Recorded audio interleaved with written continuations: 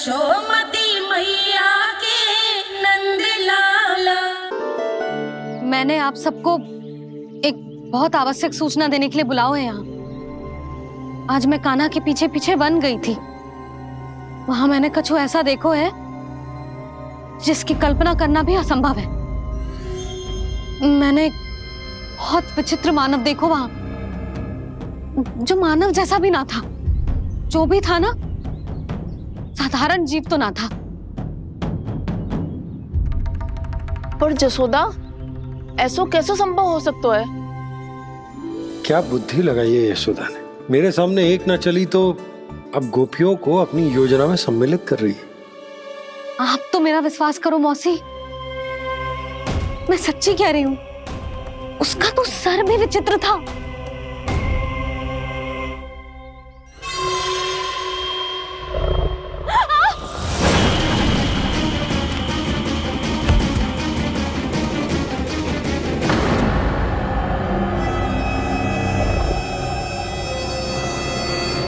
मैं असुर ना हूं रानी भाभी, मैं तो बंसी हूं। बंसी, तू यहाँ क्या कर रहा है? रानी भाभी, कान्हा ने ये पोटली और मटकी देके भेजो है ताकि आपको पता चल जाए कि उन लोगों ने भोजन कर लिया है और वो सब सुरक्षित भी है। तू उन्हें अकेला छोड़ के यहाँ आ गया है और ये भी कह रहे हो कि वो सुरक्षित है। इतनी भी क्या शीघ्रता है वत्सासुर? ये जाल है, इसका छल है, पर मैं इसके बहकावे में नहीं आऊंगा।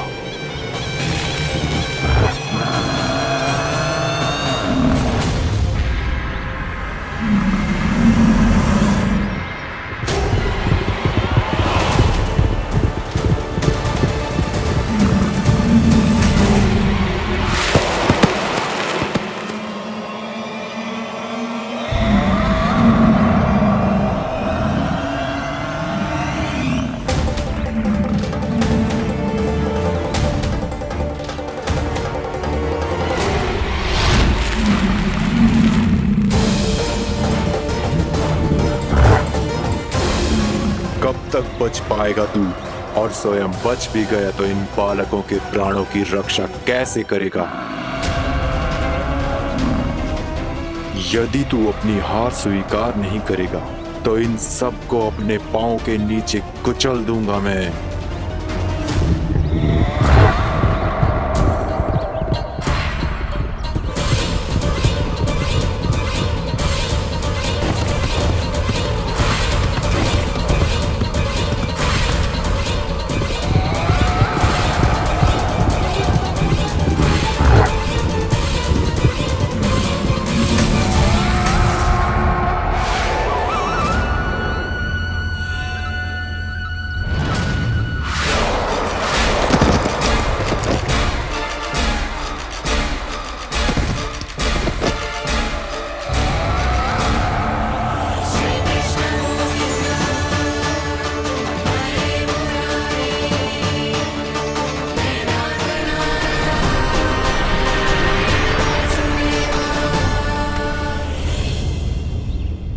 उलझन में क्यों प्रमिला?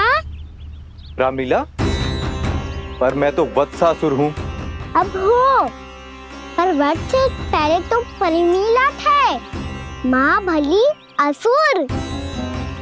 तो फिर मैं वत्सासुर कैसे बना प्रभु? एक बार तुम माँ ऋषि वशिष्ठ के आश्रम गए थे। यक्षों, गंधर्वों और देवताओं तक को पराजित करके जिसने अपने अधीन कर लिया, वो मुरुपुत्र प्रमिलासुर आपके द्वार पर खड़ा है। महर्षि वशिष्ठ स्वागत नहीं करेंगे। द्वार पर खड़ा व्यक्ति देवता या असुर नहीं होता है प्रमिला, वो तो बस एक अतिथि होता है और अतिथियों का स्वागत करना हमारी परंपरा है। आओ। पर वो नहीं जानते थे। अभिमान तुम्हारे विवेक को निकल चुका था। आपने हमारा स्वागत तो कर लिया महर्षि, परंतु यहाँ तो हमारे बैठने के लिए उचित स्थान तक नहीं है। हे माता नंदिनी, असुर राज के लिए आसन की व्यवस्था कीजिए।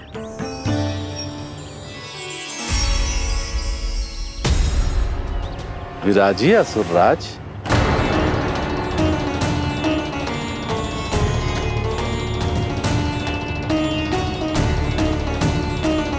अब जब आपने मुझे बैठने के लिए कहा ही है तो भोजन की व्यवस्था तो होनी ही चाहिए। अतिथि तो ईश्वर स्वरूप होते हैं प्रमिला, और उनकी इच्छा पूरी करना हमारा कर्तव्य है। हे माता नंदिनी, मेरी विनती स्वीकार करें।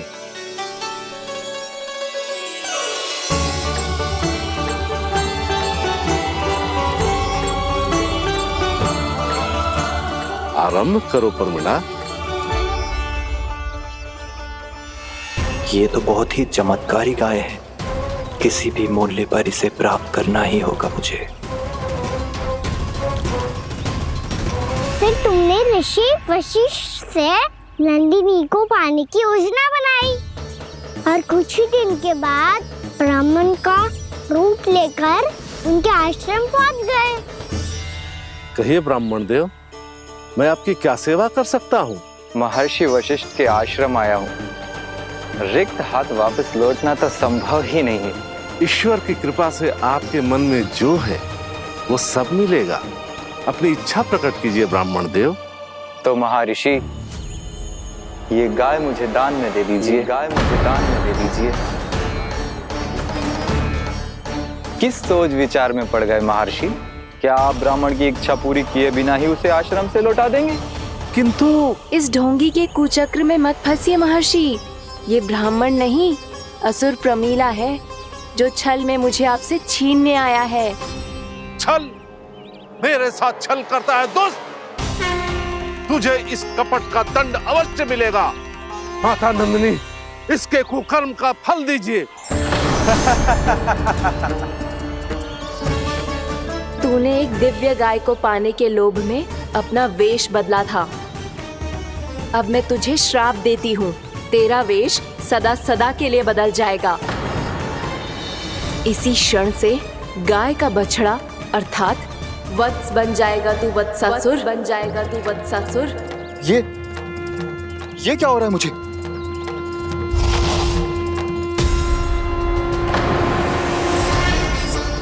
मेरा स्वरूप? हाँ। मुझे क्षमा करें मां नंदिनी, अपना श्राप वापस ले लीजिए। महर्षि, मेरी रक्षा करें। महानंदिनी, मुझे क्षमा कर दीजिए। भूल हो जाने के बाद उसे सुधारने का एक अवसर तो सभी को मिलना चाहिए माँ। इसे क्षमा कर दीजिए माँ, इसे अपनी भूल का पश्चाताप है। आपसे अधिक और कौन जानता है महर्षि, दिया हुआ श्राप वापस नहीं लिया जा सकता। पर मैं तुम्हें वरदान देती हूँ, तुम्हें वत्सासुर के रूप में केवल द्वापर युग तक रहना होगा। उसके बाद स्वयं प्रभु श्री विष्णु के अवतार तुम्हें मुक्ति प्रदान करेंगे।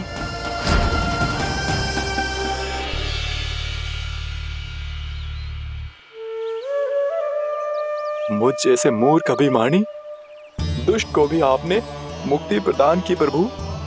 जब भी किसी को अपनी भूल का आभास होता है, वो उसी क्षण क्षमा पाने की योग्य बन जाता है। और जिसने वर्षों तक पश्चाताप भी किया हो, उसके लिए तो मुक्ति का मार्ग भी सहज खुल जाता है।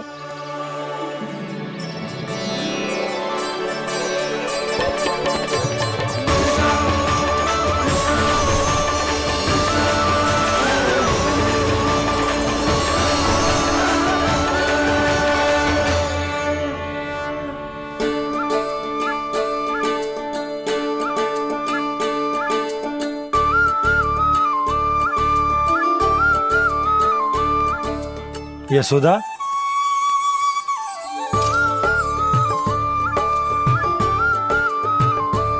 यशोदा, कुम्हार के यहाँ से दीपक ले आए हूं।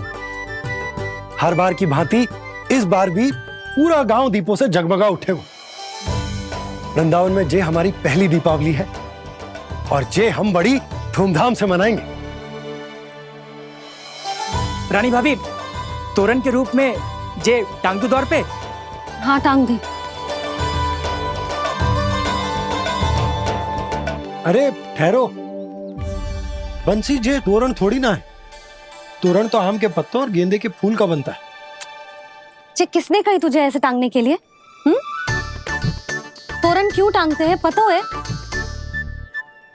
हे नारायण, तोरण इसलिए टांगते हैं ताकि बुराई और नकारात्मकता को हम द्वार के बाहर ही रोक दें और भीतर उन शक्तियों को आमंत्रित करें जो ऊर्जा, उत्साह और दिव्यता से भरी हो, जैसे मैया लक्ष्मी।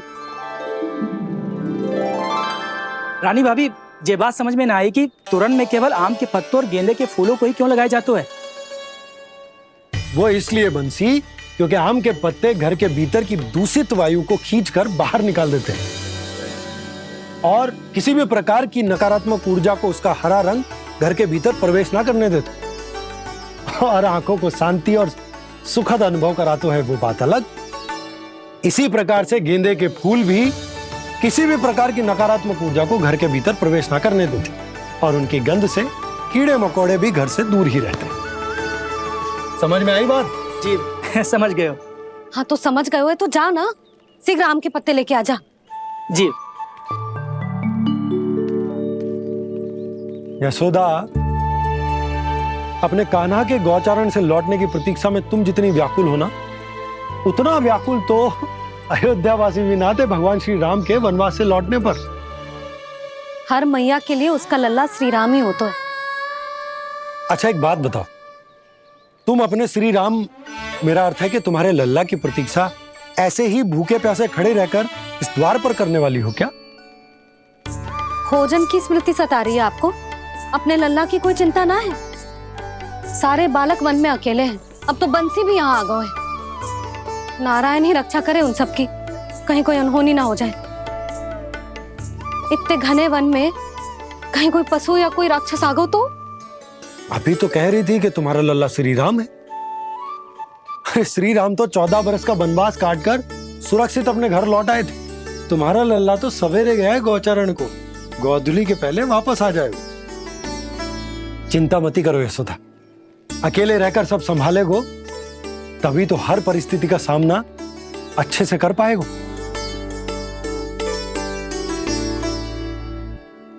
कान्हा,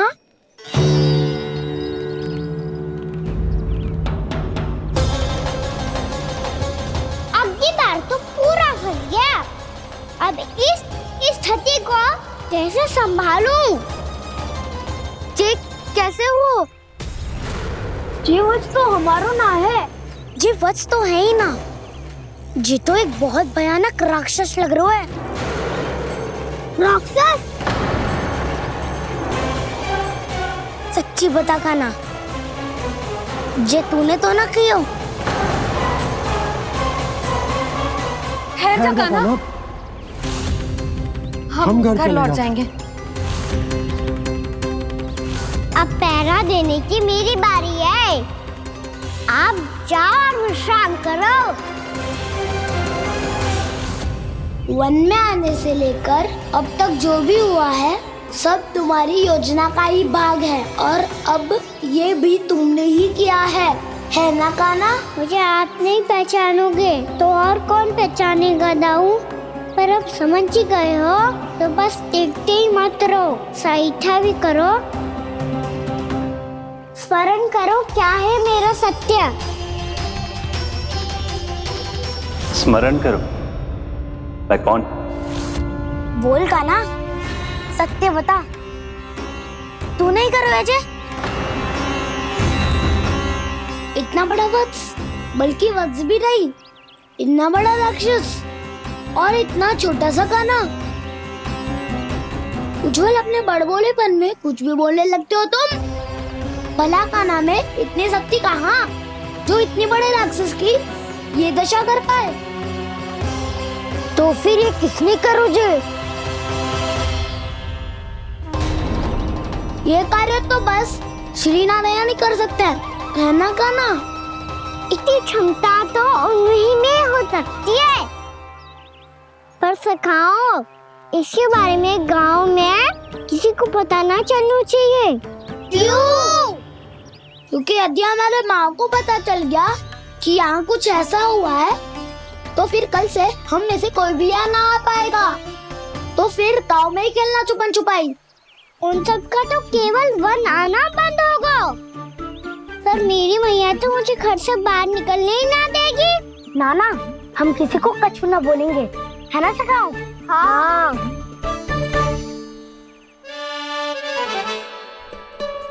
क्या होगा हो सकता? तो हाँ क्यों ना कह रहा है? क्योंकि हम यदि वन में आते ही रहे और ऐसे ही भयानक राक्षस या पशु ने हम पर फिर से आक्रमण कर दिया तो कान्हा है ना, मेरे कहने का अर्थ है कि श्री नारायण है ना, जैसे उन्होंने आज हमारे प्राणों की रक्षा की, भविष्य में भी वही करेंगे। तो चलो और सारे के सारे खाद होली का समय हो गया है, वापस चलो चाहिए। मना तो कर दिया है, पर ये सब मानेंगे यदि इनमें से किसी ने भी भैया के सामने मेरा पेट खोल दिया तो?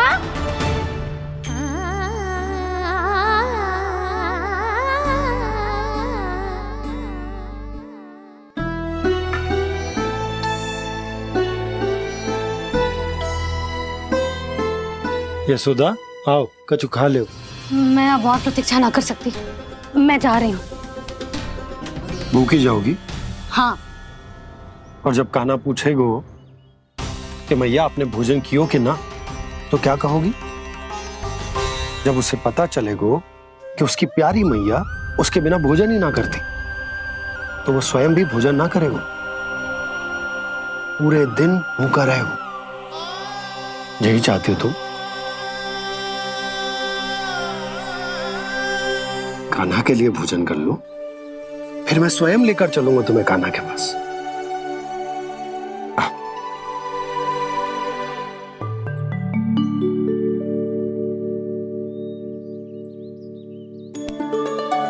आपने कान्हा का नाम लियो है, इसीलिए खा रही हूँ।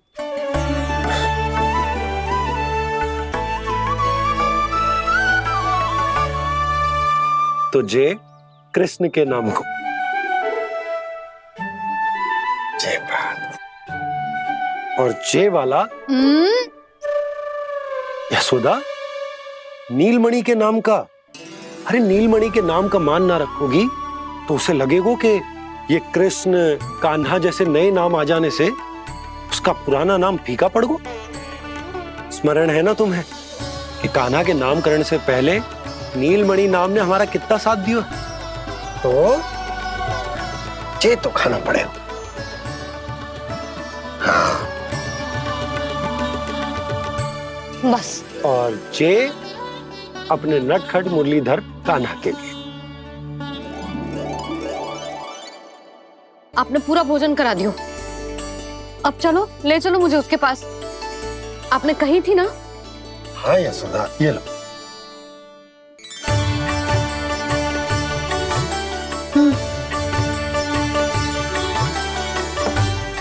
चलो। हमने तो वापस न लौटने का वचन दिया था अपने लल्ला को।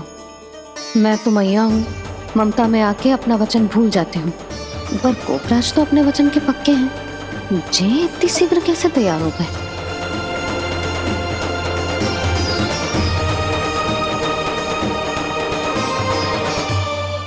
मरण है ना, आज जो हुआ है उसके बारे में कोई एक शब्द भी ना बोलेगा, समझ गए?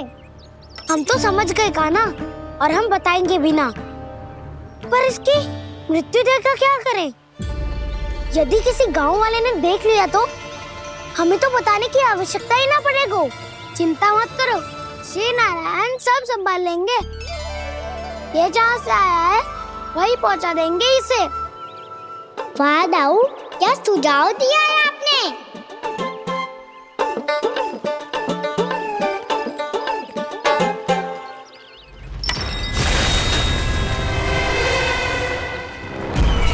देखना तुम दोनों, जो कोई नहीं कर पाया वो वत्सासुर करके दिखाएगा, बद्ध कर देगा मेरे उस शत्रु का विष्णु अवतार।